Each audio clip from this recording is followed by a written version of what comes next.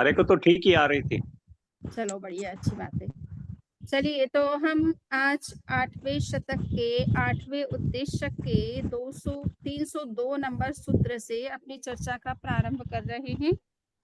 इस सूत्र में कर्मबंध के कितने प्रकार हैं, ये प्रश्न पूछा गया है और भगवान महावीर ने कहा कि कर्मबंध के 2 प्रकार हैं, एर्यापथिक कर्मबंध और सांप्रदायिक कर्मबंध। तो एर्यापथिक कर्मबंध किसको कहते हैं? तो हम इसी बात की चर्चा कर रहे थे कि ईर्या शब्द यूं तो जनरली गमनागमन की क्रिया के रूप में आता है और सांप्रदायिक कर्मबंध संप्रदाय नाम है, कषाय को कहा गया है। सो जो क्रिया से मात्र क्रिया यानी कषाय नहीं है किंतु केवल क्रिया चल रही है, तो उस कंडीशन में जीव को जिस कर्म का बंधन होता है उसे एर्यापथिक कर्म बंध कहा जाता है। वो कब होता है कि वीतराग बनने के बाद 11वें गुण स्थान से लेकर के 14वें गुण स्थान तक जीव जो है वीतराग अवस्था में रहता है और विशेष रूप से 11वां 12वां और 13वां गुण स्थान जो है उसमें जीव यानी जो भी केवली होते हैं या वीतरागी होते हैं, वो जो कुछ क्रिया करते हैं, प्रवचन करते हैं, लोगों से बातचीत करते हैं, विहार करते हैं, उठते हैं, बैठते हैं, चलते हैं, विश्राम करते हैं, तो ये सारी क्रियाओं से थोड़ा बहुत कुछ कर्म का जो उनको बंधन होता है वो एर्यापथिक कर्म का बंधन होता है। उनको कषाय तो उनमें नहीं है, किंतु क्रिया अभी चल रही है और क्रिया से भी कर्म का बंधन होता है। यद्यपि वो बंधन पुण्य रूप में होता है, पाप रूप में नहीं होता है। और दूसरा ये है कि वो बहुत क्षणिक होता है, 2 समय से अधिक काल के लिए वो बंधन नहीं होता है। पहले समय में कर्म का आत्मा के साथ संबंध होता है और दूसरे समय में वो सेपरेट हो जाता है, अलग हो जाता है, उसकी निर्जरा हो जाती है। इसलिए कर्म बंध बहुत टिकाऊ नहीं होता है, 2 क्षण से ज़्यादा उसका समय कालमान नहीं होता है। पहले समय में बंधता है, दूसरे समय में अपना फल दे देता है और तीसरे समय में समझ लीजिए अलग हो जाता है। तो 2 समय से ज़्यादा उसकी स्थिति नहीं होती है। ये बहुत ही क्षणिक होता है। इसके लिए वीतराग को कोई प्रयत्न करने की आवश्यकता नहीं होती है, वो तो अपने आप ही स्वयं ही झड़ जाता है, अलग हो जाता है। किंतु सांप्रदायिक जो कर्म बंधन होता है, वो कषाय के कारण से होता है।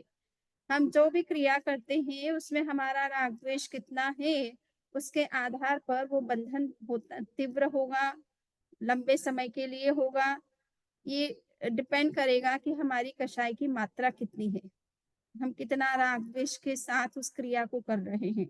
तो जितना राग द्वेष उतना ही उसका जो बंधन है वो दीर्घकालिक स्थिति वाला होता है, उसका जो अनुभाग यानी उसका जो परिणाम आता है वो भी बहुत घातक होता है, हार्मफुल होता है।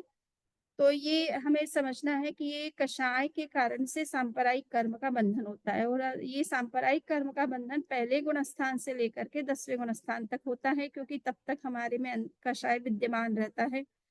11वां गुण स्थान में कषाय जो है वो प्रशांत हो जाता है, तो इसलिए वो वीतराग का गुण स्थान है। यद्यपि वो उपशांत मोह गुण स्थान है, यानी उसमें कषाय अभी अंदर से तो समाप्त नहीं हुआ है, किंतु उसका हमारे ऊपर कोई प्रभाव भी नहीं है या उस कषाय के प्रभाव में आकर के हम कोई क्रिया नहीं करते हैं। इसलिए हमारे जो बंधन होते हैं वो एर्यापथिक बंधन होते हैं, बहुत क्षणिक होते हैं, पुण्य रूप होते हैं, पाप रूप नहीं होते हैं। पाप रूप बंधन कषाय की विद्यमानता में ही होता है, कषाय के अभाव में पाप रूप बंधन नहीं होता है। तो ये मोटा-मोटी हमें खास समझने की बात है कि एर्यापथिक कर्म का बंधन पहले से 13वें गुण स्थान तक होता है। 14वां गुण स्थान अयोगी केवली गुण स्थान है, जिसमें केवल ज्ञानी क्रिया का निरोध कर लेते हैं, कोई तब प्रकार की क्रिया करते ही नहीं है, इसलिए कर्म के नए बंधन उस गुण स्थान में बिल्कुल नहीं होते हैं। पुराने जो हैं वो भी सारे समाप्त हो जाते हैं। इसलिए वो तो गुणस्थान अपने आप में बहुत ही कहना चाहिए उच्च कोटि का गुणस्थान है। किंतु पहले से 11वें से 13वें गुणस्थान में जो वीतरागी हैं या केवली हैं, वो जो कुछ क्रिया कर रहे हैं, उन क्रियाओं से उनको ऐर्यापथिक कर्म का बंधन हो रहा है। तो वो पुण्य रूप है और क्षणिक है। तो ये खास बात इस बंधन के संदर्भ में समझने की है। अब बात ये आती है कि ये ऐर्यापथिक जो कर्म का बंधन है वो नैरेयिक जीवों को होता है कि नहीं, तिर्यंच को होता है कि नहीं। अ, तिर्यंच में चाहे स्त्री हो, चाहे पुरुष हो, यानी मादा हो, चाहे नर हो। और नरक में भी इसी तरह से कर्म का बंधन होता है या नहीं है। तो इसमें आंसर दिया गया है कि न तो नैरेयिक को ये कर्म का बंधन होता है, न ये तिर्यंच को होता है, न देव को होता है। ये मात्र मनुष्य को ही होता है, क्यों मनुष्य ही वीतराग बनता है। देवता में भी राग द्वेष है और नरक में तो है ही है, तिर्यंच में भी है। तो जिसके राग द्वेष विद्यमान है उसके ऐर्यापथिक कर्म का बंधन नहीं होता है, वीतरागी पुरुषों को ही होता है। या जो भी स्त्रियां हैं वीतरागी हैं तो उनको ही इस तरह के कर्म का बंधन होता है। तो ये खास बात समझने की, बाकी कुछ विकल्प भंग कर दिए गए, एक स्त्री अनेक पुरुष, अनेक पुरुष एक स्त्री, इस तरह से कई तरह से विकल्प कर दिए जाते हैं। तो वो विकल्प तो चलो सभी विकल्प घटित हो जाते हैं। और ये है पूर्व प्रतिपन्नक की अपेक्षा और प्रतिपद्यमान की अपेक्षा से। तो पूर्व प्रतिपन्न का मतलब इतना ही समझना है कि कभी-कभी उपशम श्रेणी जो जीव लेते हैं तो वो 2 जन्मों तक उपशम श्रेणी जो है आ सकती है। यानी 11वां गुण स्थान तक जीव जाकर के पुनः वापस उसका पतन हो सकता है। तो अगर उसने अपने पिछले जन्मों में उपशम श्रेणी ली है, कहा जाता है कि पूरे मतलब पूरे जीवन काल में, यानी जब तक हम संसार में रहते हैं तब तक अगर उपशम श्रेणियां आती है तो मैक्सिमम 9 बार आती है। 2 अगर पूर्व भाव में उपशम श्रेणियां आती है तो वो 2 बार आती है। एक बार आप 11वें गुण स्थान में जाते हैं और फिर उससे पतन होता है, फिर दूसरी बार जाते हैं फिर पतन होता है। तो एक जन्म में 2 से अधिक बार उपशम श्रेणी नहीं आती है और 2 जन्मों में 4 बार आती है। और 4 की अपेक्षा से 8 बार हो गया चढ़ उस गुण स्थान में जाना और फिर उससे उसका पतन होना।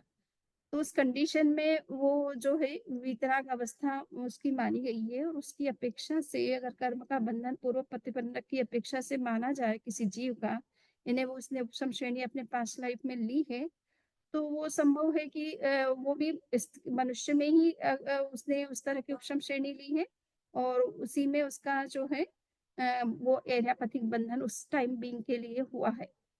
तो इस पूर्व प्रतिपन्नक अवस्था को हमको ये समझना है कि पास्ट लाइफ में कोई इस तरह का उन्होंने उपशम श्रेणी लेकर के गुणस्थान प्राप्त किया है और उस गुणस्थान में जो उसने बंधन किया है वो पूर्व भव की अपेक्षा से है। वर्तमान में वो नरक में है या देव बने हैं या तिर्यंच योनि में अगर चले गए हैं तो वहां पर उस अवस्था में तो उनका बंधन नहीं होगा, किंतु पूर्व अवस्था की अपेक्षा से उनमें माना जा सकता है। और जहाँ तक मनुष्य की बात है तो मनुष्य तो चूंकि वर्तमान में होता है और वर्तमान में ही वो इस तरह का बंधन करता है। और पास्ट में भी अगर उसने उपशम श्रेणी मनुष्य ने भी ले रखी, मनुष्य मनुष्य बनता है वापस अगर किसी भी कारण से, या देवलोक से पुनः मनुष्य बनता है, जो भी रीजन हो सकता है। तो पास्ट में और प्रेजेंट की अपेक्षा से अगर हम माने तो प्रेजेंट में तो वो क्षायिक श्रेणी भी ले सकता है, क्षपक श्रेणी भी ले सकता है। सारे कर्मों को, इन कषाय को नष्ट करते हुए आगे अगर वो बढ़ रहा है तो उसमें जो वीतराग अवस्था होती है, केवल ज्ञान उसने प्राप्त अगर कर लिया तो केवली अवस्था जो है उसमें ऐर्यापतिक कर्म का बंधन होता रहता है। सो खास बातें मेरी दृष्टि में जो थी मैंने यहाँ पर बताई है। यहाँ भवाकर्ष और ग्रहणाकर्ष ऐसा बताया गया है। सो भवाकर्ष का मतलब है कि आपने कितने भवों में वो इस तरह से कर्म के बंधन किए हैं उपशम श्रेणी की अपेक्षा से, सपोज। और ग्रहणाकर्ष है ना, वर्तमान में कर रहे हैं। तो इसमें इसके संदर्भ में कई विकल्प दिए गए हैं और वो विकल्प तो चले एक वचन और बहुवचन की अपेक्षा से ही है। अब हम आगे का चलते हैं। वहां पर पूछा गया है कि कर्म प्रकृतियों का परिशह से क्या संबंध है, या किन परिशह का किन कर्मों से संबंध है। तो हम जानते हैं कि साधु के 22 परिशह माने गए हैं। परिशह का मतलब होता है प्राकृतिक कष्ट। तो साधु के जीवन में इस तरह के 22 ऐसे कष्ट हो सकते हैं जिसमें कि साधु को लगता है कि बहुत गर्मी पड़ रही है, बहुत सर्दी हो रही है, तो ठंड से ठिठुरन हो जाती है, गर्मी के कारण से बहुत गर्मी लगती है, तो हवा कम होती है और गर्मी बहुत अधिक हो जाती है। सो ऐसे वातावरण में भी मनुष्य को रहना पड़ता है और साधु के लिए स्पेशल ये एक प्रकार का परिचय है। आम गृहस्थ तो फैन का उपयोग कर सकते हैं, एसी का उपयोग कर सकते हैं, कूलर का उपयोग कर सकते हैं, ठंडे स्थानों में चले जा सकते हैं, किंतु साधु इस तरह से इन साधनों का उपयोग नहीं करते हैं। तो उनको उस तरह की गर्मी को सहन करना एक वास्तव में होता तो बड़ा कष्टपूर्ण है, किंतु वो साधना में इन सब चीज़ों को ज़्यादा महत्व नहीं देते हैं कि किस तरह का कष्ट है उनको। वो सहज रहने का पूरा प्रयास करते हैं, उन सब कष्टों को सहन करते हैं। तो ये परिशर जो 22 प्रकार के माने गए हैं, क्षुधा परिशर, विपाशा परिशर, शीत परिशर, उष्ण परिशर, दंश मशक परिशर, अचेल परिशर, अरति परिशर, स्त्री परिशर, चर्या परिशर, निषद्या परिशर, शय्या परिशर, आक्रोश परिशर, वध परिशर, याचना परिशर, अलाभ परिशर, रोग परिशर, तृण स्पर्श परिशर, जल परिशर, सत्कार पुरस्कार परिशर, प्रज्ञा परिशर, ज्ञान परिशर और दर्शन परिशर। तो इस तरह से 22 परिशर माने गए हैं। अब प्रश्न पूछा जा रहा है कि इन 22 परिशरों में का कितनी कर्म प्रकृतियों में समअवतार होता है, यानी इन 22 परिशर का किन कर्मों से संबंध है। तो कहा गया है कि 4 प्रकार के कर्म होते हैं। यूँ तो 8 प्रकार के टोटल है, पर परिशर का संबंध जो है 4 प्रकार के कर्मों से है, ज्ञानावरणीय, वेदनीय, मोहनीय और अंतराय कर्म से। तो ज्ञानावरणी कर्म का संबंध कितने परिशहों के साथ में है, तो कहा कि ज्ञानावरणी कर्म में 2 परिशहों का समअवतार होता है, प्रज्ञा परिशह और ज्ञान परिशह। प्रज्ञा परिशह यानी हमारे अंदर प्रज्ञा है या प्रज्ञा की कमी हुए, ज्ञान है या ज्ञान की कमी है। प्रज्ञा एक तरह से आंतरिक इंट्यूशन होता है, इनर विजडम होता है, तो वो एक प्रकार से हायर नॉलेज है। और ज्ञान ये जनरली हम किसी भी विषय को पढ़ते हैं, उस विषय को हम कितना समझ पा रहे हैं। कभी कभी बहुत प्रयास करने पर कोई सब्जेक्ट हमको समझ में नहीं आता है, किसी कोई चीज समझ में नहीं आती है, तो ये एक तरह से ज्ञान परिचय कहलाता है। तो या तो ज्ञान अधिक है या परि ज्ञान की कमी है। तो ये दोनों ही एक प्रकार से किसी को ज्ञान वो प्रयास करता है, उतना ज्ञान उसे होता नहीं है, तो इससे भी उसको मन में होता है कि मेरी बुद्धि इतनी तीव्र नहीं है, मैं सबके समान इतना अच्छा मार्क्स नहीं ला सकता हूँ, या मेरा नॉलेज इतना अच्छा नहीं है। तो ये भी एक प्राकृतिक कष्ट है उसके लिए। ज्ञानावरणी कर्म का उदय होने से व्यक्ति बहुत प्रयास भी करता है, किंतु प्रयास के बावजूद भी उसको सब्जेक्ट का जैसा नॉलेज होना चाहिए वैसा नहीं होता है। तो ये संभव है। इसी तरह से वेदनी कर्म में कितने परिशहों का समअवतार होता है, तो वेदनी कर्म में 11 परिशहों का समअवतार होता है। तो ये प्रारंभ के जो 5 है, क्षुधा, पिपाशा, शीत, उष्ण और दंश मशक। क्षुधा का मतलब है भूख लगना, तो अब साधु को भूख लगी है, किंतु उसको खाना तो उस गृहस्थ देगा तो आहार बहर आएगा तभी वो खा सकता है। तो कभी कभी गृहस्थ के घर गए, आहार नहीं बना हुआ है या जितनी मात्रा में चाहिए वो नहीं मिलता है, तो वो थोड़ा क्षुधा को सहन भी करता है। पिपासा इसी तरह से, प्यास है, विहार कर रहे हैं, रास्ते में चल रहे हैं, पानी साथ में नहीं है, तो कभी-कभी प्यास लग जाती है, तो उस कंडीशन में प्यास को भी सहन करना होता है। शीत, ठंड बहुत पड़ रही है, गर्मी बहुत हो रही है, मच्छर बहुत होते हैं, तो ये तो अपने इंडिया में थोड़ा मच्छरों का है ही प्रचलन। आसपास में बहुत सारे मच्छर हो ही जाते हैं, तो उनको भी सहन करना। कभी मच्छर काट रहे हैं, रात में नींद नहीं आती, मुश्किल होता है मच्छरों के कारण से। तो ऐसे दंश मशक जहाँ ज़्यादा अच्छे मच्छर होते हैं वहाँ तकलीफ तो होती ही है। तो ये 5 तो है ही है। इसके अलावा जो है चर्या, शय्या, वध, रोग, तृण, स्पर्श, जल, ये सारे भी जो है एक तरह से वेदनी कर्म से इनका संबंध है। इसलिए ये 11 परिचय जो है वेदनी कर्म से जुड़े हुए हैं।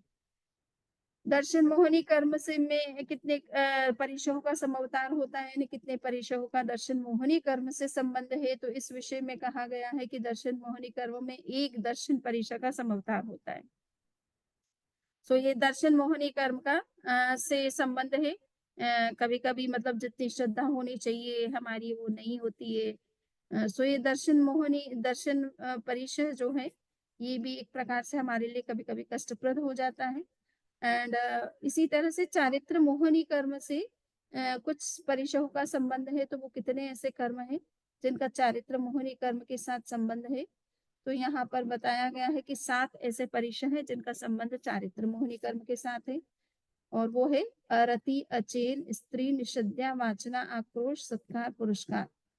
इनका संबंध जो है चारित्र मोहिनी के साथ में है। अंतराय कर्म के साथ में जो है अलाभ परिशह का संबंध है। यानी हम कोई चीज पाना चाहते हैं, प्रयत्न भी करते हैं, पुरुषार्थ भी करते हैं, पूरी अच्छी मेहनत भी करते हैं, पढ़ाई भी करते हैं, किंतु जितने मार्क्स आने चाहिए वो नहीं आते हैं, या जो चीज हमें मिलनी चाहिए वो नहीं मिलती है, या हम जिस काम को करना चाहते हैं तो उस कार्य में हमको सफलता नहीं मिलती है। तो ये अलाप परिचय जो है ये हो सकता है कि हमारे कभी-कभी ये सारी परिस्थितियाँ भी बनती हैं कि मनुष्य मेहनत करता है, उसका परिणाम जैसा चाहता है वैसा नहीं आता है, तो या जो चीज़ पाना चाहता है वो चीज़ नहीं मिलती है, तो ये अलाप परिचय कहलाता है।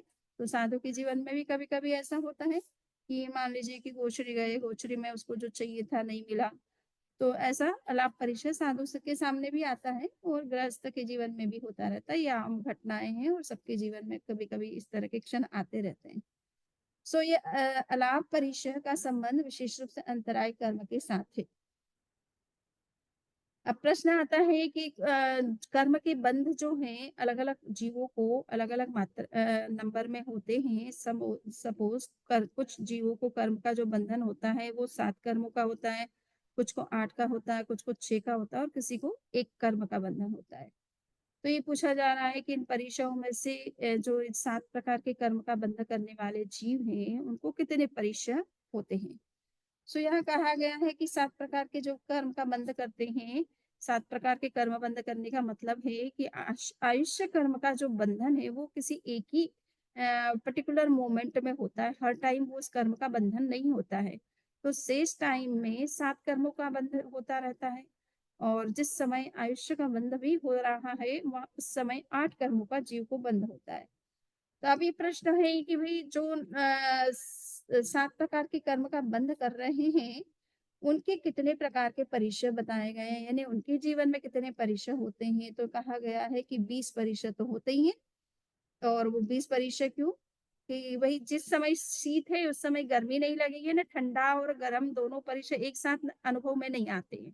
या तो सर्दी होगी या गर्मी होगी। दोनों में से कोई एक हमारे अनुभव में आता है इसलिए। और इसी तरह से जिस समय चर्या परिचय है उस समय निषद्या परिचय नहीं होता है। कुछ हम चर्या का पालन कर रहे हैं उस समय निषद्या बैठना आपके लिए संभव नहीं होता है। तो ये इस तरह से 2 चीज़ों में से कोई एक चीज़ आपके अनुभूति में रहता है। तो ये 2 परिचय में से कोई एक-एक को अगर हम काउंट करते हैं तो टोटल 20 परिचय जो है 7 प्रकार के कर्म के बंधन करने वाले जीव को के जीवन में संभावित है। इसी प्रकार 8 प्रकार के जो कर्म के बंध करने वाले हैं उसकी भी वक्तव्यता लगभग वही है कि वो भी इसी तरह से 22 में से 20 परिशह को सहन करता रहता है। संभावित है उसके जीवन में, वो ज़रूरी नहीं है। 6 प्रकार के जो कर्म के बंध करते हैं उनको सराग छद्मस्त कहा जाता है, और वो उनके जीवन में जो परिशह होते हैं वो 14 प्रकार के परिशह संभावित है। तो वो वेदन 12 परिशों का तो करता है, जिस समय शीत परिषद है का वेदन करता है उस समय उष्ण का नहीं करता है, जिस समय उष्ण का करता है उस समय शीत का नहीं करता है, और जिस समय चर्या का परिषद को सहन करता है उस समय शय्या परिषद को नहीं करता है, और जिस समय शय्या परिषद का वेदन करता है उस समय चर्या परिषद का वेदन नहीं करता है। तो इस तरह से जो है उसके जीवन में ये कुछ और परिचय जो है कम होते हैं, और लगभग 14 परिचय उनके जीवन में रह जाते हैं। जो एक कर्म का बंधन करता है तो वो होता है वीतराग। वीतराग को एक प्रकार का कर्म का बंधन होता है, वो और वो वेदनीय वेदनीय में भी 7 वेदनीय कर्म का ही उनको बंधन होता है। तो कहा गया है कि उनके जीवन में कितने प्रकार के परिचय रहते हैं, ये कितने परिचयों का वो अनुभव करते हैं। तो उसमें बताया गया है कि जो 6 प्रकार के कर्म का बंधन करते हैं, वो एक तरह से सराग छद्मस्त की भांति ही उनके जीवन में भी 14 प्रकार के परिचय संभावित हैं। तो ये आपने कर्म बंध किस जीव को कितना होता है और उसमें कितने उनके परिचय की संभावनाएँ हैं, उस विषय में चर्चा को आपने देखा है। भंते एक प्रकार के कर्म का बंध करने वाले सहयोगी भवस्थ केवली के कितने परिशय प्रज्ञप्त हैं?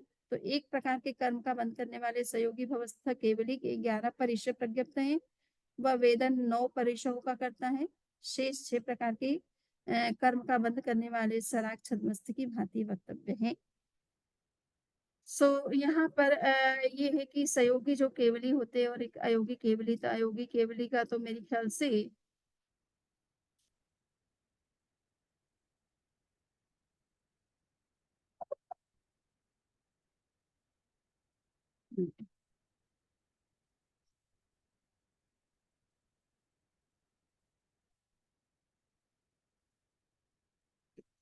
छद्मस्त जो सराग छद्मस्त है उसकी बात हो गई।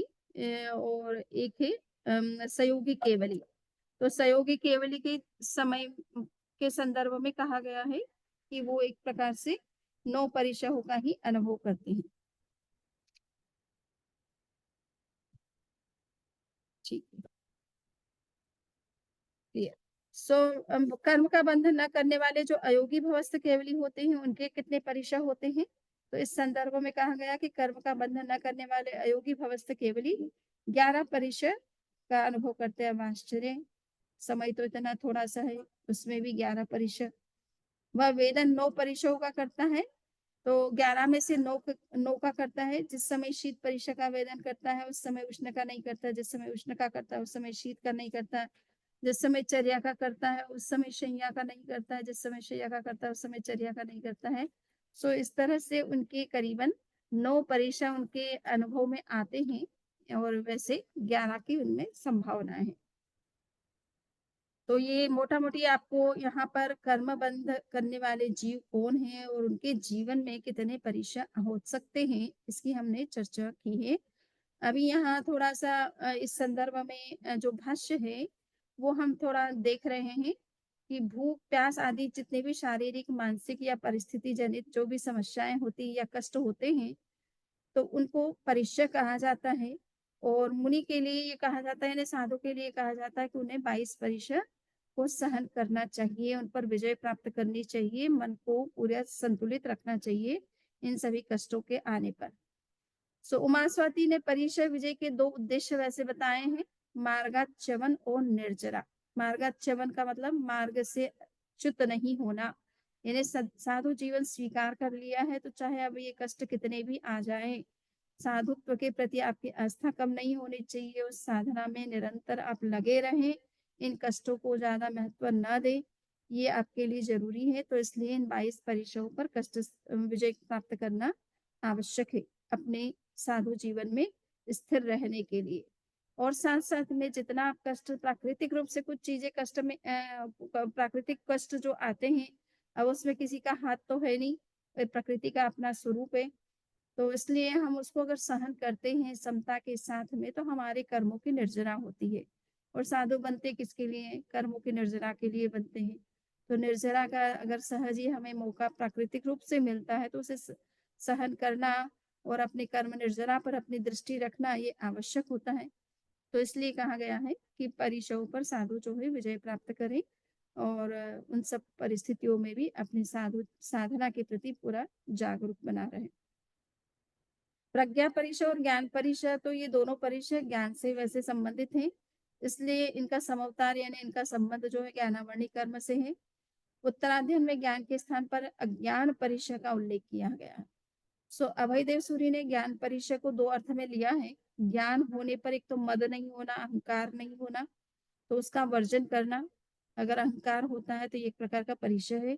और ज्ञान न होने पर दीनता का परिवर्जन, यानी कभी कभी ज्ञान नहीं हो रहा है, किसी विषय को समझने का पूरा प्रयास किया जा रहा है किंतु अगर वो सब्जेक्ट समझ में नहीं आ रहा है तो मन में ये मायूस होने की जरूरत नहीं है, अपने आप में हीनता की अनुभूति करने की आवश्यकता नहीं है। निरंतर प्रयास करते रहना आवश्यक है, पॉजिटिव बने रहें और निरंतर प्रयास करते रहें।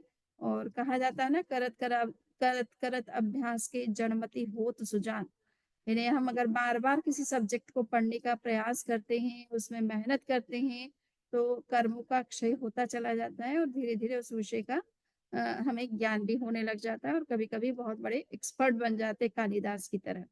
कालिदास की कहानी सबको पता ही है कि वो बचपन में जब थे तो बहुत मूर्ख माने जाते थे। कहा जाता है वो एक पेड़ पर चढ़े हुए थे और उस डाली पर जिस पर वो बैठे थे उसी को वो काट रहे थे।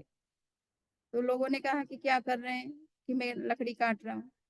अरे भाई तुम जिस डाली पर बैठे उसी को काट रहे हो, तो तुम नहीं गिरोगे क्या उस पे? तो उनको समझ में नहीं आ रहा था कि मैं जिस डाली पे बैठा हूँ उसी को काट रहा हूँ, तो मैं खुद भी गिरूंगा उसको। इतनी बुद्धि कम थी उनके अंदर। किंतु अभ्यास करने से आज कालिदास की जो कविताएं हैं देश और विदेश के विश्वविद्यालयों में पढ़ाई जाती है। बड़े बड़े प्रोफेसर उनकी कविताओं का जो है अध्ययन करवाते हैं और उन पर रिसर्च होती है। सो ये कहने का इतना ही मतलब है कि व्यक्ति अगर अभ्यास करता है, मेहनत करता है किसी सब्जेक्ट में, तो वो सब्जेक्ट धीरे धीरे उसको आने लग जाता है। वो कर्म जो उसके बाधक बन रहे थे ज्ञान में, वो भी धीरे धीरे समाप्त होने लगते हैं। और कोई भी कर्म है उसकी अपनी एक स्थिति होती है, एक ड्यूरेशन होता है, एक पर्टिकुलर टाइम पीरियड होता है, तभी तक उसका प्रभाव हम पर रहता है। किंतु अगर हम निरंतर मेहनत करते रहें तो वो कर्म क्षय समय से पहले भी हो सकता है और समय से तो हो ही जाता है। तो इसलिए पॉजिटिव रहना बजाय कि ये कि नहीं मुझे इस सब्जेक्ट को पढ़ना ही नहीं है, मुझे समझ में ही नहीं आता, मुझे इस फील्ड में जाना ही नहीं है। अच्छा फील्ड है और अगर हम उसमें आगे बढ़ सकते हैं मेहनत करके तो बढ़ने का प्रयास भी हमको करना चाहिए।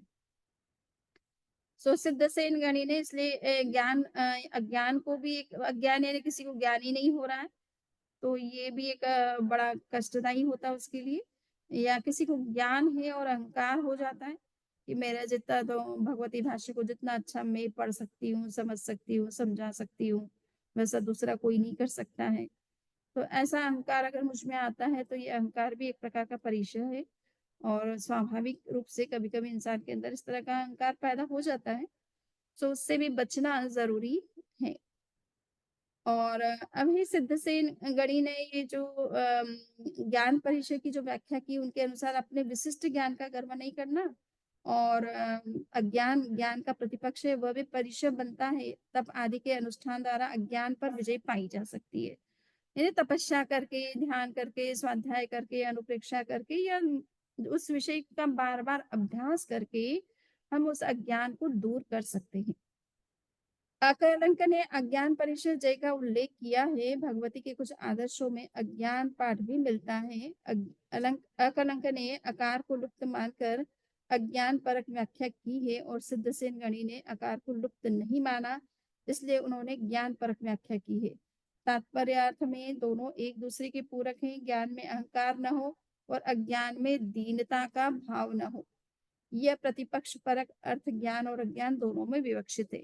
तो बस यहाँ पर मोटा मोटी इतनी बात है कि कुछ जो अकलंक ने अज्ञान परिचय को जय करना चाहिए, उन्होंने ज्ञान के आगे है ऐसा मान करके उसकी व्याख्या की है और सिद्धसेन गणि ने उस को माना नहीं, ज्ञान शब्द के आधार पर ही इस परिचय की व्याख्या की है।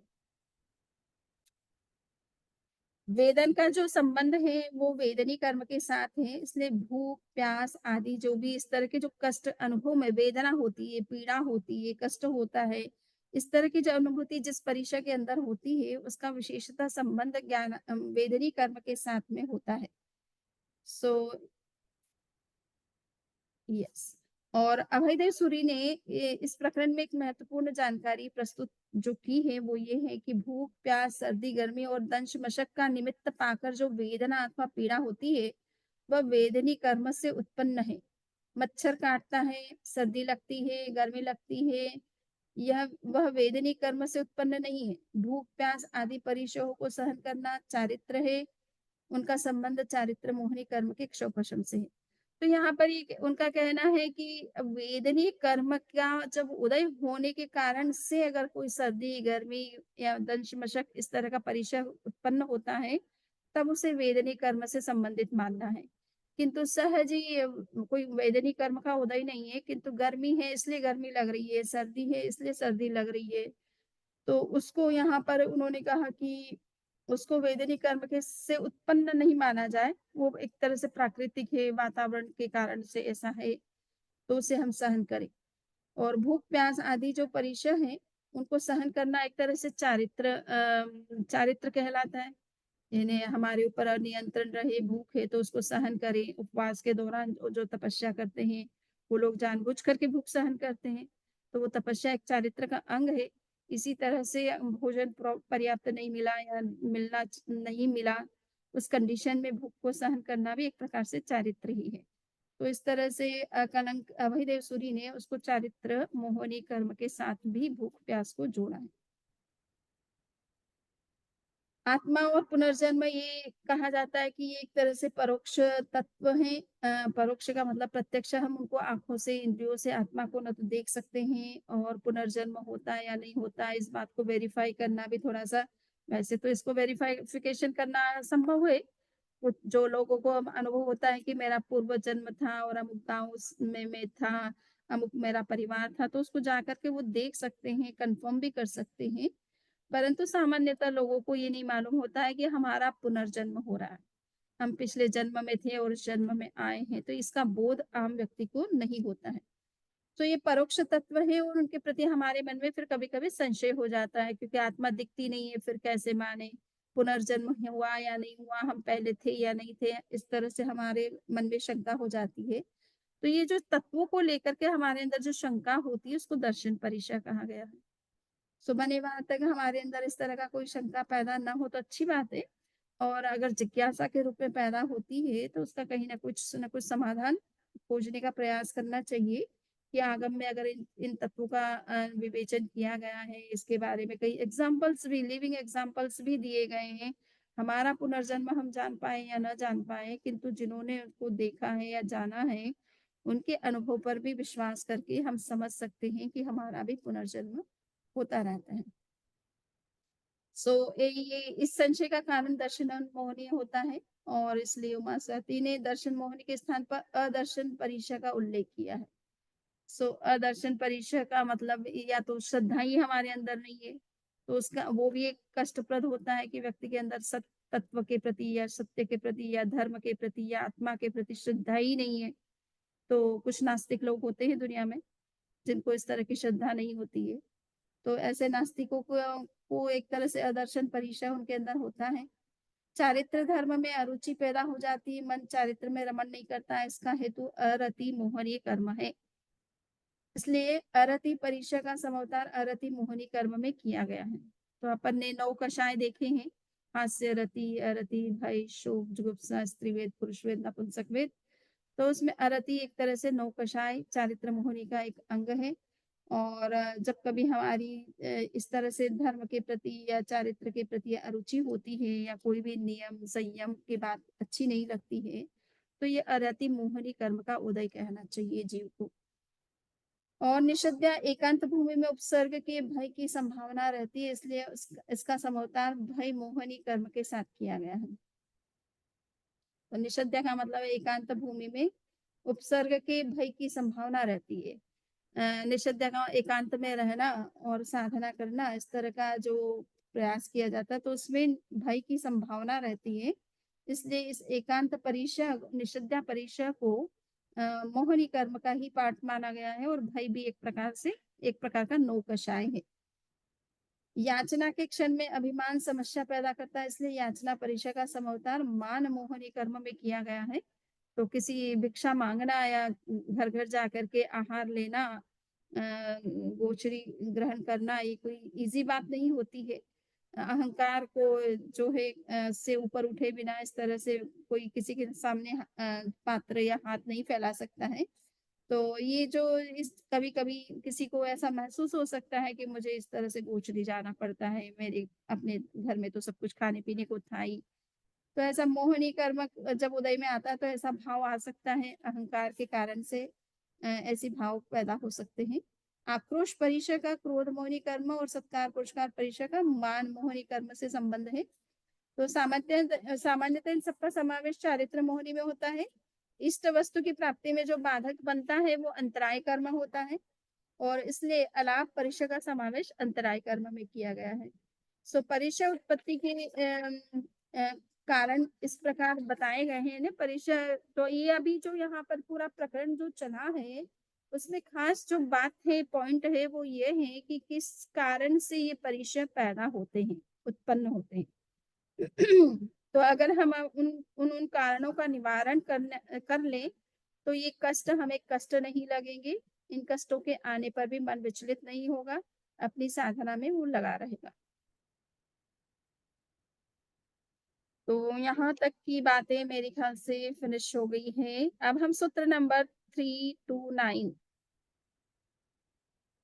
329वां जो सूत्र है उसमें सूर्य की संदर्भ में पूछा गया है कि जम्बूद्वीप में उदय के समय सूर्य जो है वो बहुत दूर दिखाई देता है, मध्याह्न में निकट लगता है और अस्त जब होता है तो दूर होने पर भी निकट दिखाई देता है। यानी वो अस्त हो रहा है, वो दूर जा रहा है और हमें निकट दिखाई दे रहा है।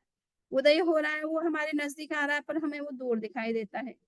तो आप ये देखिए कि आँखों देखी जो सच है उसमें भी कितना अंतर हो जाता है। तो ऐसा होता है ये बात पूछी जा रही है। तो भगवान महावीर ने कहा कि गौतम जम्बूद्वीप द्वीप में उदय के मुहूर्त में सूर्य दूर होने पर भी निकट दिखाई देता है, मध्याह्न में के मुहूर्त में निकट होने पर भी दूर दिखाई देता है और अस्त होते समय दूर होने पर भी निकट दिखाई देता है। तो ये ऐसा होता है। तो इसका मतलब क्या है? फिर आगे के जो प्रश्न है उस उसमें पूछा गया है कि जम्बूद्वीप में उदय के मुहूर्त में, मध्याह्न के मुहूर्त में और अस्त होने के समय में सूर्य की ऊंचाई की दृष्टि से सर्वत्र वो तुल्य दिखाई देता है। यानी सूर्य ऊंचाई तो ऊंचा हो तो उतना ही दिखता है, चाहे सुबह देखो, दोपहर देखो, शाम को देखो। तो भगवान महावीर ने कहा, हाँ गौतम, जम्बूद्वीप द्वीप में उदय के मुहूर्त में, मध्याह्न के मुहूर्त में और अस्त होने के समय में सूर्य ऊंचाई की दृष्टि से सर्वत्र तुल्य होता है। यानी जितने 1000 किलोमीटर की ऊंचाई पर होए सूर्य, कहा जाता है 8000 किलोमीटर की ऊंचाई पर होता है। सो 8000 है या माइल है या कुछ भी है, तो जो जितनी भी उसकी दूरी ऊंचाई है पृथ्वी से, उतनी ही ऊंचाई उसकी हर टाइम बनी रहती है। भनते यदि जम्बूद्वीप द्वीप में उदय के मुहूर्त में, मध्याह्न के मुहूर्त में और अस्त होने के समय में सूर्य ऊंचाई की दृष्टि से सर्वत्र तुल्य होते हैं, तो यह कैसे कहा जाता है कि जम्बूद्वीप द्वीप में उदय के मुहूर्त में सूर्य दूर होने पर भी दिखाई देता है और अस्त होने के समय में दूर होने पर भी निकट दिखाई देता है। सो तेज का प्रतिघात होने के कारण उदय के मुहूर्त में सूर्य दूर होने पर भी निकट दिखाई देता है। तेज का अ, अभिताप होने के कारण मध्याह्न के मुहूर्त में सूर्य निकट होने पर भी दूर दिखाई देता है और तेज का प्रतिघात होने के कारण अस्त काल में जो है सूर्य दूर होने पर भी निकट दिखाई देता है। तो इस कारण से ये कहा जाता है। तो ये आप ये देखने के कारण उसका बताया गया है कि सूर्य का किसी समय प्रतिघात होता है और किसी समय अभिताप होता है और इसलिए दूरी हमें दिखाई देती है, निकट होते हुए भी दूर दिखता है, दूर होते हुए भी निकट दिखता है। बनते क्या जम्बूद्वीप द्वीप में सूर्य अतीत क्षेत्र में गमन करते हैं, वर्तमान में करते हैं या अनागत में करते हैं, तो यहाँ पर कहा गया है कि वो वर्तमान में ही करते हैं। दो सूर्य माने गए हैं, दोनों सूर्यों को लेकर के बात की जा रही है। और चूंकि सूर्य जो वर्तमान में जो क्षेत्र उसके रेंज में आता है उसी को वो प्रकाशित करता है, न कि अतीत का जिस क्षेत्र को वो अतिक्रांत कर चुका है, यानी जहां से वो निकल चुका है, या भविष्य में जिस क्षेत्र में जाना है उसे अभी वर्तमान में वो चलते हुए वो उनको प्रकाशित नहीं करता है। और स्पृष्ट क्षेत्र को करता है या अस्पृष्ट को करता है, तो निश्चित रूप से सूर्य का जो क्षेत्र जिस क्षेत्र के साथ संपर्क होता है उस क्षेत्र को ही वो प्रकाशित करता है, इसलिए वो स्पृष्ट ही होता है। अस्पृष्ट क्षेत्र को प्रकाशित नहीं करता है और नियमतः 6 दिशाओं को भाषित करता है ना, जिस स्थान पर है वहां से 6 दिशाओं में प्रकाशन करता है। भनते क्या जम्बूद्वीप में सूर्य जो है अति क्षेत्र को उद्योतित करते हैं, तो इसी प्रकार यावत नियमतः 6 दिशाओं को उद्योतित करते हैं। सो इसी प्रकार तप्त और प्रभासित की वक्तव्यता यावत नियमतः 6 दिशाओं को तप्त और प्रभासित करते हैं।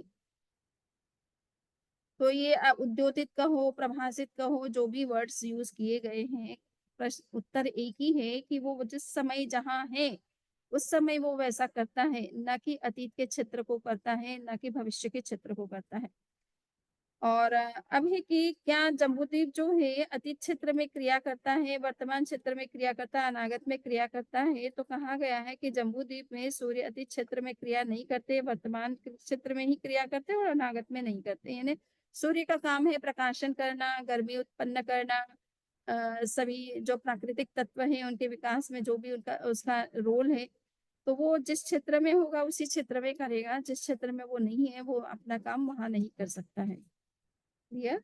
और अब है कि क्रिया स्पष्ट में होती है तो ये सेम बात है। जम्बूद्वीप में सूर्य कितने क्षेत्र ऊर्ध्व क्षेत्र में तपते हैं, कितने अधो क्षेत्र में तपते हैं और कितने तिर्यक क्षेत्र में तपते हैं?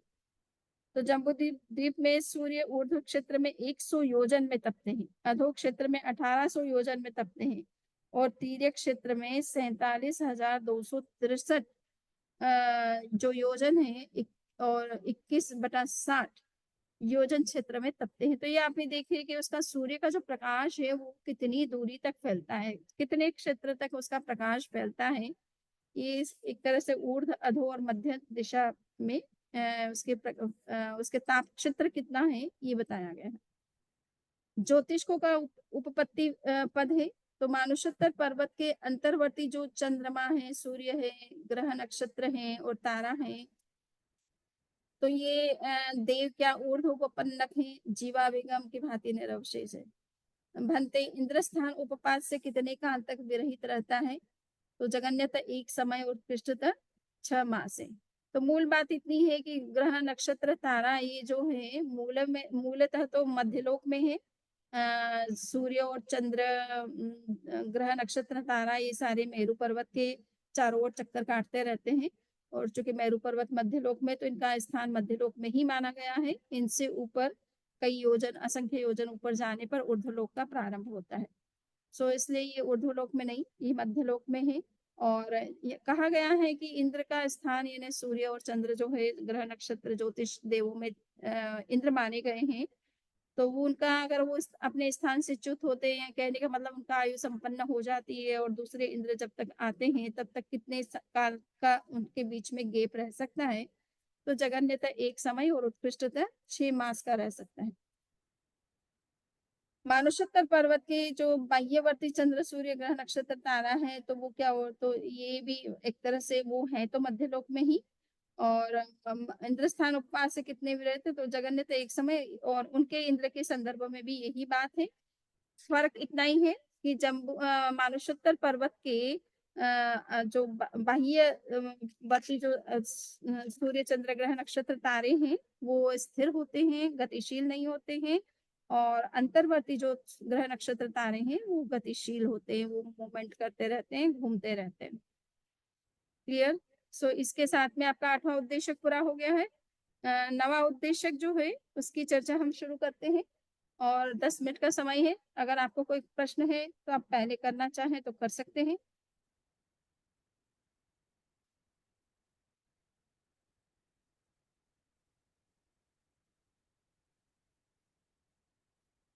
तो किसी को अगर प्रश्न है तो वो अपने आप को अनम्यूट कर सकते हैं और प्रश्न कर सकते हैं। मेरी एक जिज्ञासा है। यस। जो भाष्य में, परिचय के भाष्य में, यस। जिसमें अकुलंक ने आकार को लुप्त मानकर अज्ञान परक व्याख्या की है और आकार को लुप्त माना है तो फिर ज्ञान परक व्याख्या किसकी है? यस। आकार को लुप्त माना है, यस। तो फिर अभय ज्ञान परक व्याख्या किसकी? हाँ हाँ, तो ज्ञान परक यही कहा ना कि एक तो ज्ञान का अभाव है या ज्ञान होते हुए अहंकार है, तो ये दोनों ही एक तरह से परिचय के रूप में, तो उसको अज्ञान, ज्ञान का अभाव रूप में भी अज्ञान शब्द का, कोई अज्ञान शब्द कह दे सीधा कि ज्ञान नहीं है, या फिर ज्ञान का अभाव कह दे, तो ये आचार्य लुप्त जो माना है इसलिए। नहीं, यही बात है ना कि शब्द का जहाँ ज्ञान परिचय का उल्लेख आया है वहां पर ज्ञान शब्द को लेकर के ही व्याख्या करनी पड़ेगी, और जिस प्रति में अज्ञान शब्द आ गया या जिस स्थान पर अज्ञान की बात कही गई है तो वहां अज्ञान शब्द को लेकर के वही बात कही जा रही है। नहीं, इसमें आया क्या है, अकलंक ने आकार को लुप्त मानकर करेक्ट। ज्ञान परक व्याख्या की है। सही है। यदि लुप्त माना है तो फिर ज्ञान परक व्याख्या कैसे की है? अज्ञान को ज्ञान माना है ना। एक्चुअल में उन्होंने उनका ये कहना है कि उन्होंने आपने संस्कृत व्याकरण पढ़ाई होगा ना, एक होता है लोप और नहीं, एक होता है मैंने नहीं पढ़ा। लुप होता है, ठीक है ना। सो लोप में ये माना जाता है कि वो लोप भले हो गया परंतु वो शब्द है वहां पर, वो अक्षर है, वो दिख नहीं रहा आपको परंतु वो है वहां पर। समझ में आ गया ना। सो इसलिए अकलंक उसको ज्ञान को अज्ञान रूप में पढ़ते हैं। वो कहते हैं कि यहाँ अ था वो लुप्त हो गया किसी कारण से, तो इसको अज्ञान शब्द समझो, न कि ज्ञान। करेक्ट, समझ में आ गया। ठीक। ये है ना। ग्रहणाकश का छठा भंग शून्य है, वो थोड़ा समझा दिया। कौन सा वाला सूत्र? वो इरियापतिक बंध में ग्रहणाकश का छठा भंग शून्य होता है। हाँ, तो उसका क्या है कि वो शादी अपर्यवसित वाला ना।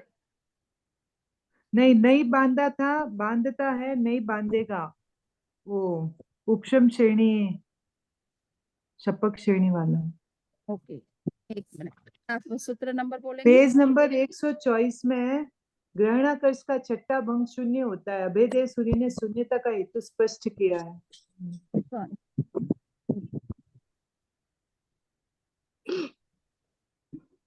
124 ना। हाँ, पृष्ठ नंबर, चलिए। सो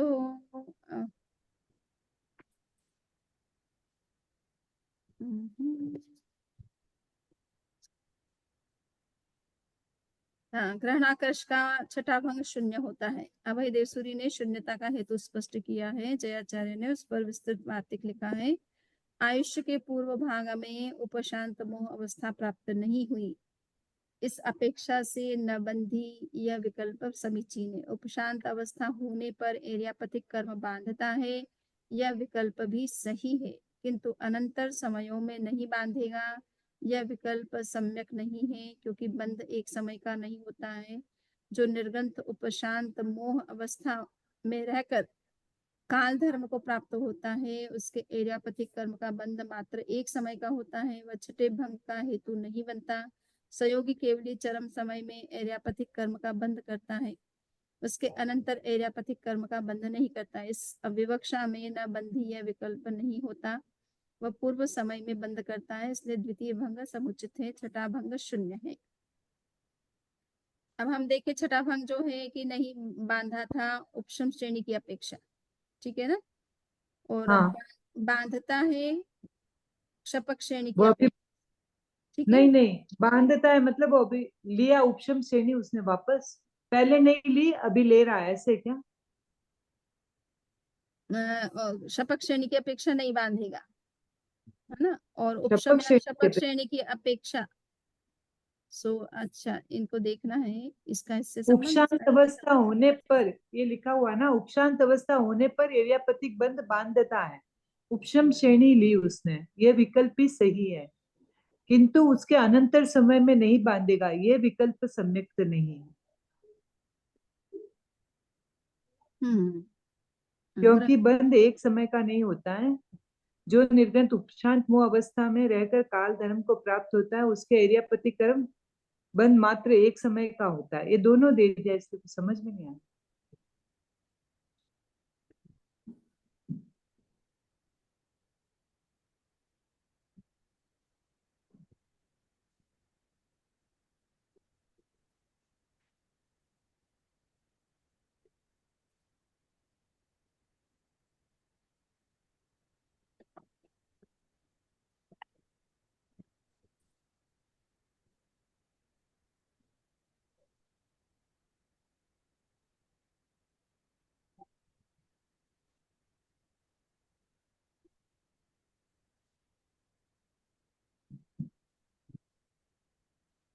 थोड़ा सा उलझा हुआ सा है।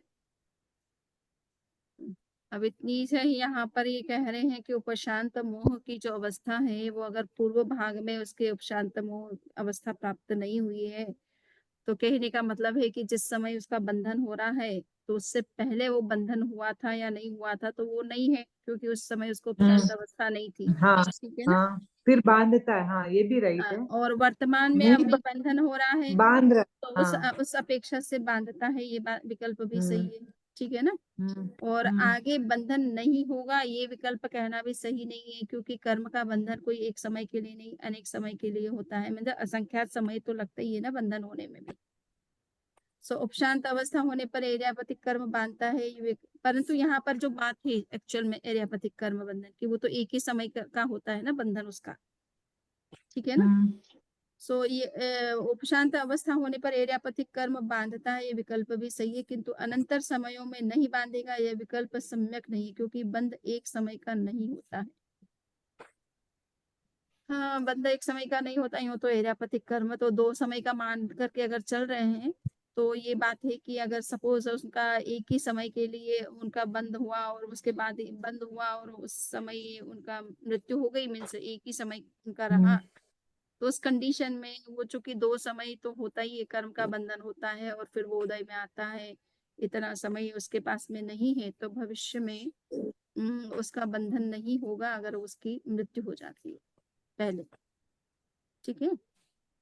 क्योंकि ये बंध एक समय का नहीं होता, जो निर्गंत उपशांत मोह अवस्था में रहकर काल धर्म को प्राप्त होता है उसके एरियापतिक कर्म का बंध मात्र एक समय का होता है, वह छठे भंग का हेतु नहीं बनता।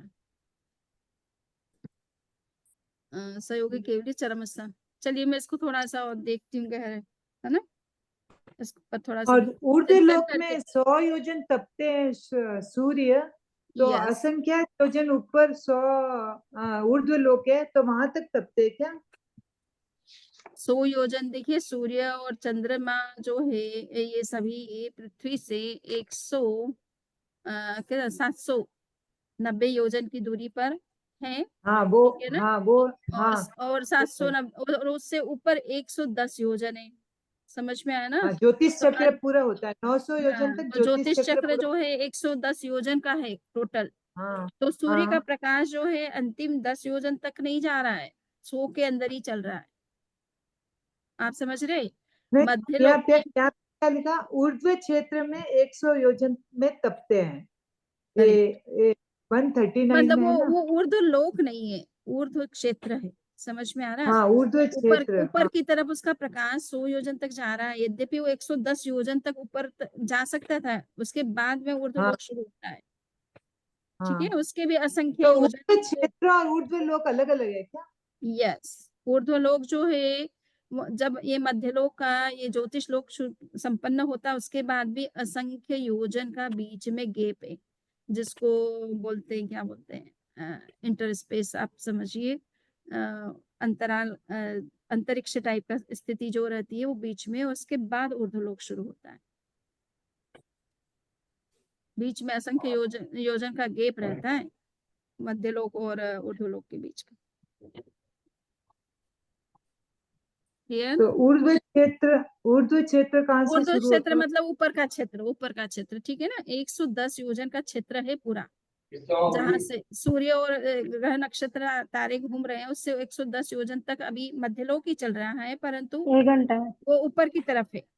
सो उसमें भी 100 योजन तक प्रकाश फैल सकता है, 10 योजन लास्ट के, फिर भी वहां भी प्रकाश नहीं जा रहा है। वंदामी, हाँ इसका बोलिए। उत्तर ये हो सकता है ना कि सूर्य है वो भूतल से 800 योजन ऊपर स्थित है, तारागण है वो 790 पर है, लेकिन वो 10 योजन ऊपर है, तो उससे ऊपर तो 100 योजन ही है जहां तक वह प्रकाश फैला सकता है, ये उत्तर हो सकता है ना? वो मध्य लोक में आ देखिए जाएगा। ये अगर इस तरह से है तो ये भी संभावित है, क्योंकि अभी अपने आगमों में थोड़ा सा ये तो बताना अभी मुश्किल हुआ है कि सूर्य कितनी योजन पर है या चंद्रमा कितनी योजन पर, ये स्पेशल नहीं बताया है, ज्योतिष लोक कहाँ से प्रारंभ होता है ये बताया है। 790 योजन के ऊपर जो है ज्योतिष लोक नहीं, प्रारंभ जीनी होता है। चर्चा आई हुई है, जीनी चर्चा में आया हुआ है 790 योजन से, मतलब तारा का विमान है, उसके 10 योजन पर सूर्य का विमान है, 80 योजन की दूरी पर चंद्रमा का विमान है, ये जीनी चर्चा में हमारे ही आया हुआ है। हाँ, तो अभी जीनी 800 चर्चा में योजन पढ़ पर, लिया है तो। हाँ तो चलिए ये तो उत्तर संभव है कि हाँ हाँ, तो 800 योजन पर वह खुद लेकिन स्थित वो है, मध्य तो लोक में आ रहा है, ऊर्ध्व क्षेत्र ये मध्य लोक में आ रहा है, ऊर्ध्व क्षेत्र हो सकता है, तो ये राइट बैठ रहा है, हाँ हाँ, तो वही कह रही ना कि है तो मध्य लोक में। चलिए आपकी बात और क्षीण चर्चा के आधार पर हम ये मान ले कि सूर्य जो है 800 योजन पर है, तो वो पीछे उसके 800 योजन रह गए ना बाद में, तो वो मध्य लोक का, हाँ, फिर बीच में गैप आता है असंख्य योजन का, दिन ऊर्ध्वलोक शुरू होता है। तो ये 47,263 ये संख्या कैसे प्राप्त हुई? 21/60। ये है कि सूर्य का प्रकाश जो फैल रहा है ना चारों दिशाओं में, वो कितनी दूरी तक फैल रहा है। अब उसमें पूछा गया था ना कि अतीत का क्षेत्र और भविष्य का क्षेत्र, तो वर्तमान के क्षेत्र में ही वो प्रकाश करेगा, परंतु वो प्रकाश भी कितनी दूरी तक उसका फैलता है उसका कैलकुलेशन बताया है यहाँ पर। अपन देख ही रहे ना, अपना सूर्य मान लीजिए उदित हो रहा है इंडिया में, तो पूरे इंडिया प्रकाशित हो रहा है। कितना बड़ा टेरिटरी है इंडिया की जो उसमें स्प्रेड हो रहा है। उसके अलावा जिन जिन देशों में वो यही सूर्य काम कर रहा है, तो उसका प्रकाश कितने देशों तक फैल रहा है।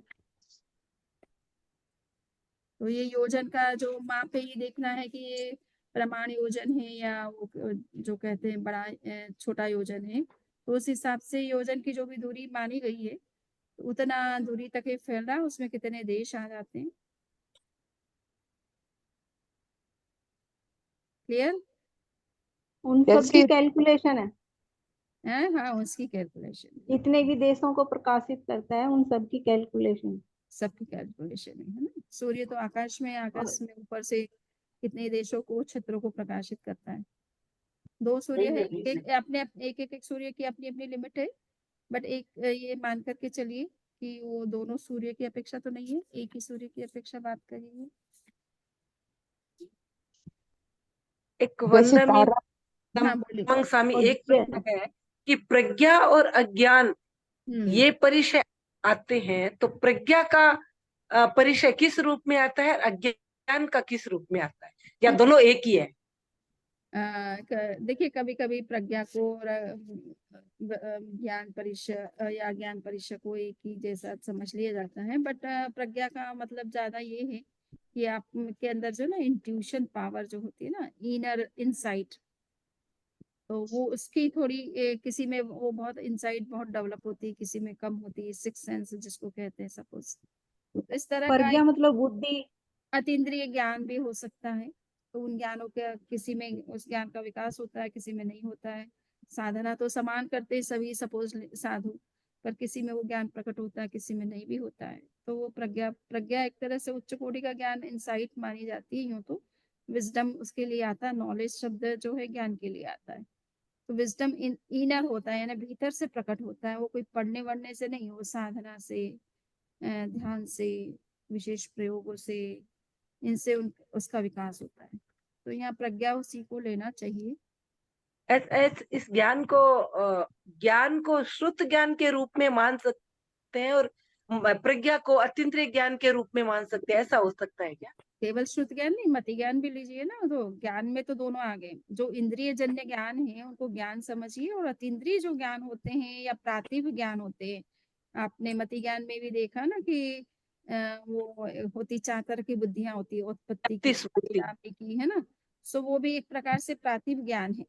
इन्हें वो केवल इंद्रियों से या पढ़ लिख करके नहीं आता है, वो आपके अनुभव से आता है। आपकी उम्र जैसे जैसे बढ़ती है, वैसे वैसे आपके अंदर एक अलग प्रकार का आपको नॉलेज होता है, खुद की समझ विकसित होती चली जाती है, तो वो भीतर से प्रकट होती है। या काम करने से, उसी फील्ड में आप लंबे समय तक काम करते हो, तो आप में वो जो कौशल हो जाता है, एक्सपर्टीज आप में जो आती है उस चीज के बारे में, आप अलग से ही कुछ नए प्रोजेक्ट ले आते हो, नए तरह के प्रोडक्ट बना लेते हो। सो ये इस तरह का जब काम उस फील्ड में करते, तो आपको नए तरीके अपने आप सूझने लग जाते हैं। तो ये इस तरह के प्रातिभ जो ज्ञान होते हैं, वो एक प्रकार से अतीन्द्रिय स्तर के ज्ञान हैं। वो चाहे मति ज्ञान का ही कैटेगरी भले हो, पर वो इंटेलिजेंसी बोलते हैं, या इंटेलेक्चुअल नॉलेज कहते हैं, या इंटेलेक्चुअल पावर कहते हैं। इस तरह की जो भी ज्ञान का विकास है, वो हर किसी में तो नहीं होता है ना। तो इसलिए प्रज्ञा परिचय दूसरे को के अंदर है वो ज्ञान, और मेरे अंदर नहीं है, तो मुझे थोड़ा सा लगता है कि भाई मेरे में नहीं है ना। वो ऊपर सोफी के और ऊपर एरो नीचे सोई के। ये बात करने वाले अपना ना वीडियो प्लीज स्पीकर बंद रखे, ताकि हो मैडम, हो मैडम। मथिमंदा में मेरा एक प्रश्न है। बोलिए। मथिमंदा में 5 ज्योतिष देवता बताए हैं, सूर्य, ग्रह, नक्षत्र, तारा। तो इनमें जो प्रकाश होता है, ये देवता का खुद का प्रकाश है या उनके विमानों का प्रकाश है? अब वैसे तो कहा जाता है देवता के शरीर में खुद के प्रकाश रहता ही है, ठीक है ना। इसलिए हाँ, इस्लामिक ट्रेडिशन में देवता को कहते हैं कि उनके नूर होता है, नूर है ना, उनके शरीर में प्रकाश होता है। तो देवताओं के तो मूल में प्रकाश होता ही है। आप कई बार आप पढ़ा भी होगा अपने आगमों के प्रसंगों में कि भगवान महावीर के पास कोई देवता आते हैं तो प्रकाश हो जाता है। तो उनका खुद का भी प्रकाश होता है। और विमानों का वो अरे ये लेडीज कौन है? विमान जो मेरू पर्वत के आसपास तो विमान ही घूमते, तो विमान का ही तो प्रकाश आता है यहाँ पर। तो देखिए मेरा ये कहना है कि वो तो विमानों का प्रकाश तो हो ही सकता है। आपने कहा कि देवता में होता कि नहीं होता, तो मैं उसका आंसर कर रही हूँ हाँ कि देवता हाँ में भी नेचुरल रूप से प्रकाश ही होता है उनके शरीर में। वो जब भी आते तो उनका प्रकाश होता है। वो कोई विमान लेकर के थोड़ा या सूर्य को लेकर के तो उतरे नहीं भगवान के पास में, वो खुद ही आए थे।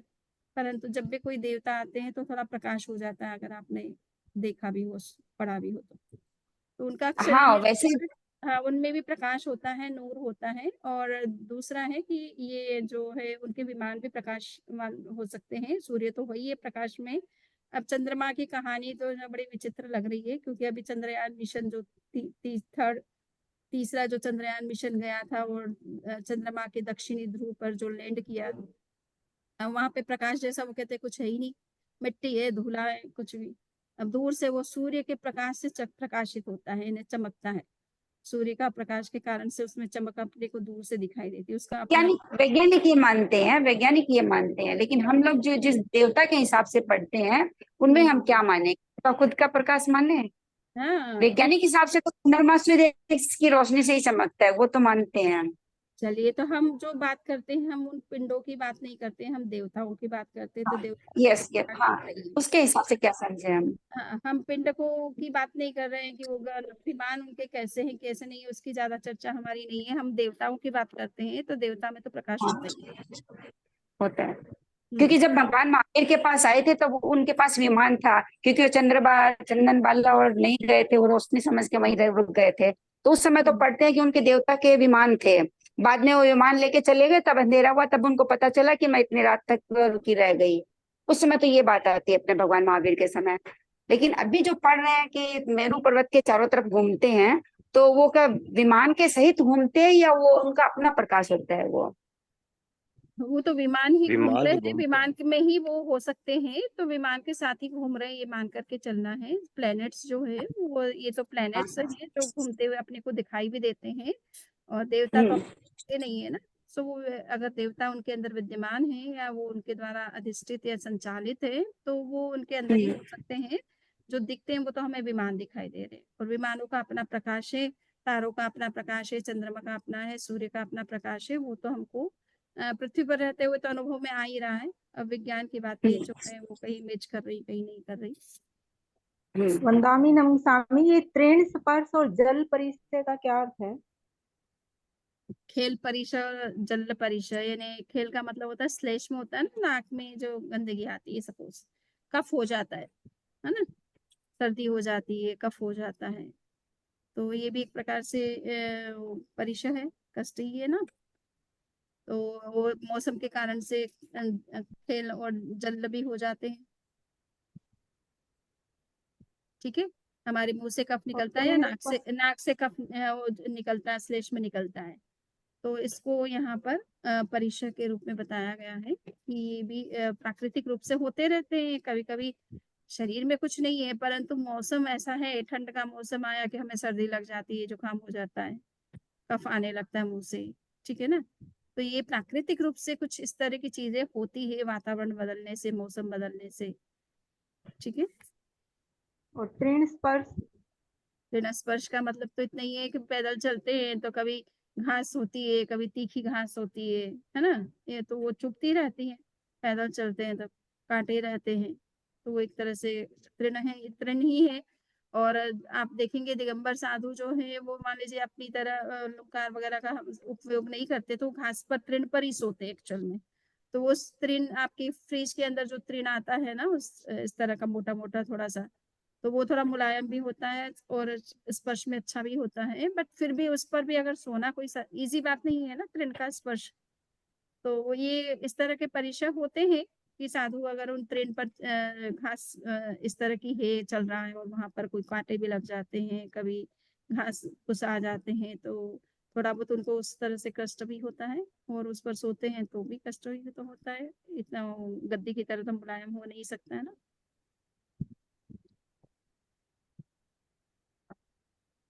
डन। ये जो तारा विमान हो रहा है, जैसे तो तारा में विमान है, उसके अंदर में कई देवता लोग रहते हैं क्या? यूं तो देवता का मतलब एक एक देवता का आपने देखा ना, कितने सामानिक देव होते हैं, कितने वो होते हैं, त्रैस्तिंशक देव होते हैं तो एक तारा विमान में तो हाँ, उनके भी कई होते हैं। अब वो रहने के लिए उन्हीं विमानों में ही रहते होंगे।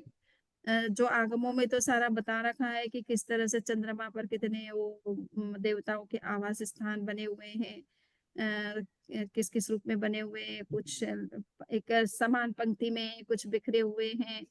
तो ये सब इस तरह का विवेचन मिलता है। उस हिसाब से ये है कि इतने सारे देवी देवता जो हैं वो एक एक ग्रह के अंदर रहते हैं। अब केवल ज्ञानी जान सकते हैं, और आगमों से ही अपन जो कुछ बताया जा रहा है वो समझ सकते हैं। अब सूर्य के ऊपर अभी तो आदित्य मिशन भी गया हुआ है। अब सूर्य को तो इतना जोर का, इतना आग निकलती है उसके, तो पास में जाकर जाने वाला ही जल जाए, भले चाहे वो विमान हो चाहे मनुष्य हो। अब उस आग के अंदर, गोले के अंदर किस तरह से देवी देवता रहते हैं, केवल ज्ञान के ज्ञान का ही विषय है। उसमें तो बोलते हैं ना कि आतप नाम कर्म का उदय रहता है वो पृथ्वी का एक जीवों के, वो तो सही बात है, इसीलिए वो परंतु देवी देवता अगर उसके अंदर रहते हो तो विमान ही कुछ कितना गर्म है ना, हॉट आग का गोला है वो, ये हमको समझना है। तो उनका वैक्रिय शरीर है, वो नहीं जलता होगा होगा, परंतु इसीलिए। यही बात है कि अब केवल ज्ञानी बता सकते हैं कि वो किस तरह से या कहाँ रहते हैं, उस गोले के अंदर रहते हैं या उस गोले का नियंत्रण करते हैं वो, ये दोनों बातें हैं। चलिए, तो अभी वो तो अब केवल ज्ञानी का ये विषय है। हमें आगम में जो मिलता है उस हिसाब से ये है कि देवी देवता अपने अपने विमानों में रहते हैं, उनके विमान, उनके आवास बने हुए हैं, आवासों के प्रकार बताए गए हैं, कितने लंबे चौड़े, कहाँ कैसे किस स्ट्रक्चर के होते हैं, सारा कुछ बता रखा है जब बुद्धि प्रज्ञप्ति में, जीवा जीवाभिगम, प्रज्ञापना प्रज्ञापना में। चलिए, तो ठीक है, इसी के साथ आज की क्लास को संपन्न करते हैं। आगे का हिस्सा हम आगे आपको कवर करवाएंगे, और आप वैसे खुद भी पढ़ ही रहे हैं। अगर आपके कुछ खास क्वेश्चन हो तो आप वैसे पूछ लिया करें। टेक्स्ट तो अपने हिसाब से लंबा है आपका, शतक 11 शतक तक है ना। हम नेक्स्ट क्लास में कोशिश करेंगे ये पूरा आपका ये वाला शतक जो है 8वां फिनिश हो जाए पूरी तरह से, फिर 9वां शतक शुरू करें। ठीक है, चलिए। मंगल पाठ चत्तारि मंगलम अर्हंता मंगलम, सिद्धा मंगलम साहु मंगलम केवली पुन्नतो धम्मो मंगलम, चत्तारि लघुत्तमा अर्हंता लघुत्तमा, सिद्धा लघुत्तमा साहु लघुत्तमा केवली पुन्नतो धम्मो लघुत्तमो, चत्तारि शरणं पवज्जामि अर्हन्ते शरणं पवज्जामि, सिद्धे शरणं पवज्जामि, साहु शरणं पवज्जामि केवली पुन्नतं धम्मं शरणं पवज्जामि। वंदामि नमः स्वामी वंदामि नमन चामि। आपके प्रश्न पत्र मिल रहे हैं ना? स्वामी कृतज्ञोस्मि। हाँ, प्रश्न पत्र हम बराबर आपका मिल रहे हैं आप? हाँ, और हम कृतज्ञोस्मि। कुछ प्रश्न, पूछ रहे हैं? हाँ हाँ, मैं कह पूछिए। रही हूँ, प्रश्न पत्र आपको मिल रहे हैं कि नहीं बराबर? मिल गए। ये क्वेश्चन सबके पास है? क्वेश्चन सबके पास है, बस वही है, कुछ कुछ प्रश्नों के उत्तर देते रहिए, ताकि आपका वो अभ्यास भी हो जाए, प्लस अगर कोई चीज क्लियर नहीं है तो आप पूछ सकते हैं। हाँ। क्वेश्चन